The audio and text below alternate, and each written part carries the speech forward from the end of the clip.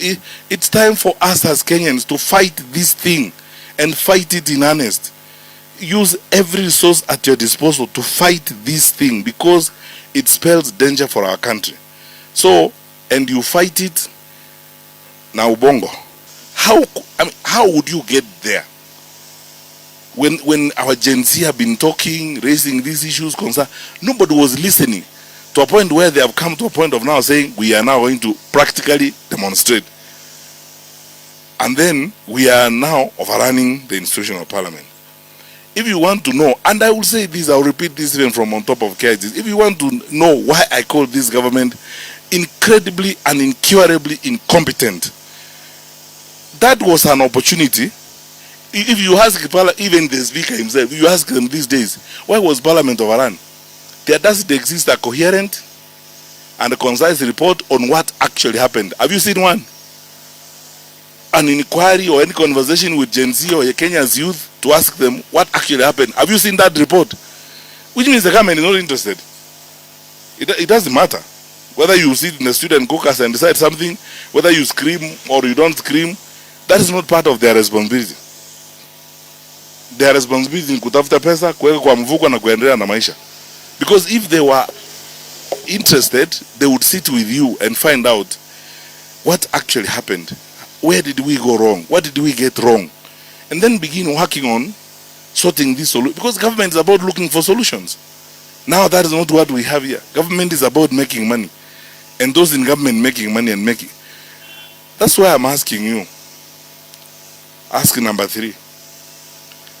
As you live here and as you go around all the activities, think about your country today, tomorrow, and always. Think, because if you pause and think, you know, this euphoria and this thing where we have been told people came rain around here in 2022. You have seen those clips doing rounds. I addressed clergy where people were asking me, Fred, oh, you know, these ones are saying Hasala dynasty, and they are saying they are going to put 5 billion Mama Mboga, 2 billion youth, 3 billion boda, and so. And I told people that is hogwash. They are lying to you. There is no truth in what you are being told. Has it come to pass or not? It has come to pass. The Lord's lies. So, fortunately for us, you are intelligent people. My dear people, please think about your country today and tomorrow and always. Hii kitu nasikia huyu ananiambia. Is this true? And if you think about your country, that's how you'll go to the ballot box and vote for the right person. But if you do not vote your country, utaambiwa ukabila, huyu ni kabila yangu, huyu ni nina. If there is a promise I can give you, and on this one I will not let you down. I will be, if you trust me enough, and if I'm so blessed by the Lord to be the one to get this responsibility, I'll remain wedded to one word: merit. Meritocracy. Wedded. You'll get something when you deserve it. If you don't deserve it, even if you are my own brother, tukutane kwa mama tukule, tafadhali. Lakini kasi ya public, hapana, tafadhali. I have said several times before, discipline is destiny. If we are not disciplined, there's nowhere we are going. We can talk until the cows come home. If we are not a disciplined people, there's nowhere we are going. We have children in schools and so on, and we spend money so stupidly, as you see happening here. Why do you need 17 billion shillings budget for State House? Why? Who is delivering at State House? What's happening? I mean, what kidney transplants are you doing at State House? What do you need the money for? Bribery. Sisi wa Kenya, kama tumefika hapa 3 years, when we were living in 2022, our annual budget for State House was 4.8 billion.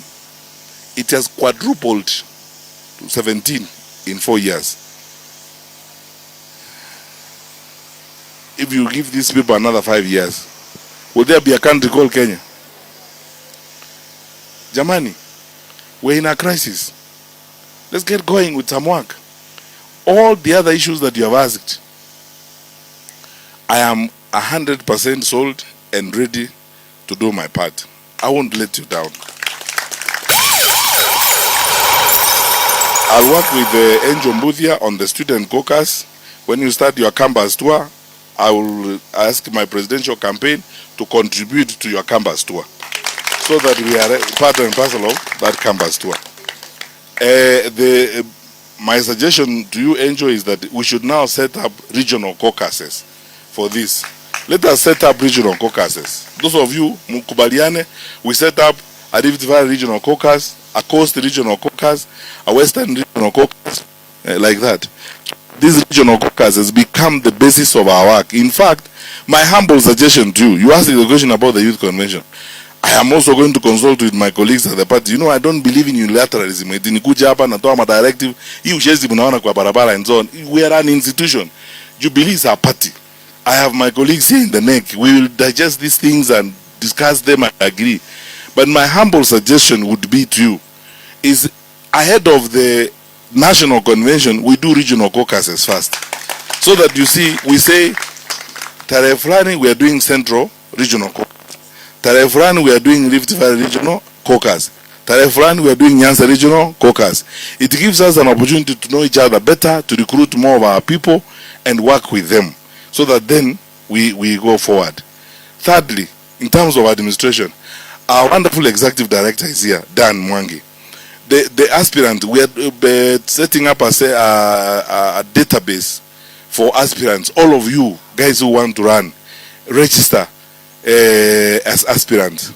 And look, I can't make a directive on this matter, but let me make a commitment, because that I can make at a personal level. Mimi nataka hata tukitoa majina ya watu wa kuwa nominated, sasa tunatoa list ya kwenda kwa IBC, tunaweka young leaders kwa hiyo maneno.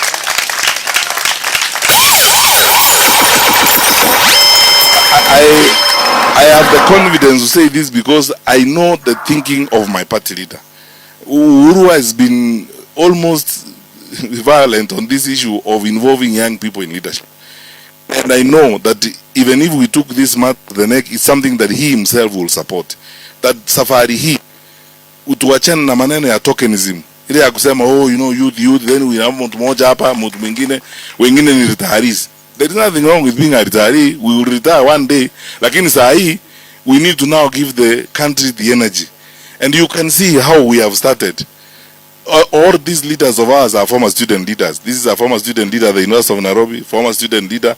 What akina Chris Markup, what ni watu leaders, young leaders, who have in insisting that younger people are hired like executive director here. The age gap between him and the guy who was executive director substantially before is almost 20 or 30 years. So you can see the thinking of our party leader, the way Uhuru is thinking. Renewal, re-energization, re-engagement, redeployment of the youth in a very specific manner, and redirecting the energy of youth towards institutionalized participation and engagement in the leadership of the country. Building the capacity of the youth. We haven't had a party before that has worked on. I have looked at the president's proposal on establishment of the Jubilee Youth Leadership Academy. I mean, it's a damn good document. I've looked at it. And you can see clearly the president has taken time to think about this. How we will end up, all of you, you are running today for women rep in Muranga. We want you to grow up to become the Prime Minister of Kenya, to become the president or the Speaker of the National Assembly. As you grow through the ranks, you are mentored, you are working with those senior leaders who have been there before. Some of our members who have been cabinet ministers. Actually, Uhuru has had this idea all the time, because that is how, during his administration, he decided that he would appoint young people as assistant ministers to understudy us. That is how Akina Zak came to government. We all those, Akina Masi Mwangangi, you know, during Corona, Masi was in the Ministry of Health. All of them.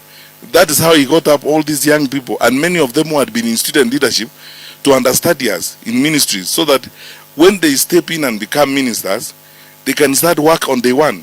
They have already been mentored, they have been part of the system, they have moved on. And I think this is what President Kenyatta wants to do. He wants to continue that legacy, that idea of mainstreaming, and as I said, redeploying youth energy in an institutionalized manner to develop the leadership of our country. I mean, I remain probably his foremost ally in this. I will give everything that the Lord can give me to that particular assignment, because that is how we are going to strengthen and renew our country. So, as the Bible says, Arise and shine. This is our time. Musitishwe na mahongo. Watu wa wash. I warned the country about them. Sasa munaona ukiweka watu kwa laini yetu wapige laini kutoka hapa mpaka huko wape 1000 shillings. Hiyo ni pesa yako. Criminal money. You know, it's time for us as Kenyans to fight this thing and fight it in earnest. Use every resource at your disposal to fight this thing because it spells danger for our country. So, and you fight it na ubongo. Let's recruit people. Kila mtu, let me give you a classic example. If you are going to run as an MCA, you probably have about 20 polling stations in your ward. If you went and looked for 10 people or 20 people in each of your polling stations, 20, anza na watu 20 tu, unaongea nao, huyu naye anaongea na watu 20, na huyu na watu 20. Jamani, tutashindwa kula namna gani? So, you know, God gave us a brain so that we think. That's why, you know me, sometimes I don't favor so much this business of rallies and so on. I want this. Sababu tunapanga mpango, tunaambiana sisi vile tunaenda, this is what we are going to do. So tujipange, tuko na kazi ya kufanya na tuifanye. Please go to your areas, hesabu how many polling stations you have in your jurisdiction, in your ward, and give all your energy to those polling stations. Na kila youth, the reason why I want this regional caucus, Angel, is because I want us to give ourselves assignments. Tukienda kwa regional caucus, every regional caucus tells us how many polling stations are in their region and what is the youth mapping they have done in every polling station. This thing, hii ni vita tutashinda na bidii na intellect. Ukisema region yetu polling stations are 20,000. What youth mapping have you done in every polling station? Sababu hatuwezi kusema hawataiba kura na hatujajipanga vile tutalinda kura yetu, na tunaenda kupiga laini pale and so on. I like what I've been having conversation with Wanja. She has sold me a brilliant idea, and I'm going to ask her to have a conversation with you if you are not having one already, because she told me, wonderful, yeah, because Anja told me that we can actually target PWD 200,000 arrangement so that we create 200,000 ambassadors within the framework of PWD, isn't it? So if we worked like that, use your multiplication effort. Atupigangi kelele tu tunafanya kazi itaonekana tukifika pale. Yeah. Tafadhali, let's think about our country today, tomorrow and always. And I'm going to ask Angel, our youth leader, and the leaders of the youth caucus, and I want you, Angel, to form what you call the Council of Youth Leaders. The Council of Youth Leaders is it will bring out the leaders of all these regional caucuses and the county leaders, so you have a small council that you work with. You will work on a map. Mimi nataka kucommit by God's grace. Nataka kuwa tayari kwa mkutano na nyinyi, sio leo peke yake, moja kwa moja mpaka tufike uchaguzi kwa debe. Na sio na vile mnajua mimi si mtu wa kuzembea. I woke up at 3 AM in the morning and went to containers, to open containers for exams. Tukikubaliana kama mnanitaka Kakamega Western Kenya Regional Caucus, nitakuja huku. And I would like to attend all the regional caucus meetings myself, sio representative. Mimi nataka kwenda kwa regional caucus meetings mimi mwenyewe. Tukae pale tujuane, hatuwezi kutembea safari kama hatujuani. Tunaonana huku na mabarua hapana. It's my turn now to build my relationship. And that one who said that I identify 5 people. Is it you, Karaoke? Kingori, sorry. No, not 5. I have my own method of populating the presidential campaign with the representation from every regional caucus. That nisiseme hapa kuna camera. Nitasema nitawaambia vile tutafanya. Because I'll make sure that every regional caucus has got substantive representation in the presidential campaign as we move forward. So, tutembe kabisa. And then let us have conversations with our fellow youth, our young people. Sisi ndio tunaambiwa eti tutapewa pesa kwenda kupiga watu. Some of our youth are the ones who are being misused. I saw an incident, I mean, something that you can collapse with anger. Ita politician ameenda amecollect wanafunzi wa Kisii Polytechnic pale. Amewapea pesa usiku overnight. Anawaambia eti Matiangi anakuja na Gachagua na Kalonzo na Wamalwa msimukubalia ingie Kisii town.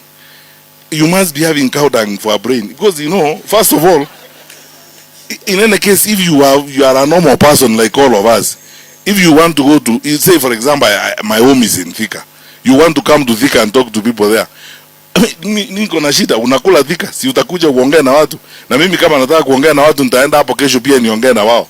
I undo what you told them yesterday. So why must I arrange people to beat you or throw stones at your car? You know, this old silly way of running a country, we must put it to an end ourselves by refusing those things and be ambassadors of peace. Jubilee is known for being a peaceful party. Now, Sisi, I normally tell people, because you know, we are smart and we can argue our case. Challenge me. I can defend my position. I don't have to carry a stone. I don't have to carry a rungu. I can defend my position. And if you want to argue with me, welcome. But not kutafuta panga. You know, those Precambrian old days things people do that don't make sense. Stone Age politics. I mean, tuambie watu waende kupiga watu wengine. You must be sick in the head. Tuambie watu wetu wachana. Mtu yeyote in your area of jurisdiction, regional caucuses, mtu akija apate mkutano, hata kama watu ni watu wa UDA wa serikali, let them come, we ask them questions, we interact with them, tell them thank you, goodbye, we'll make our decision during the ballot day. Bas.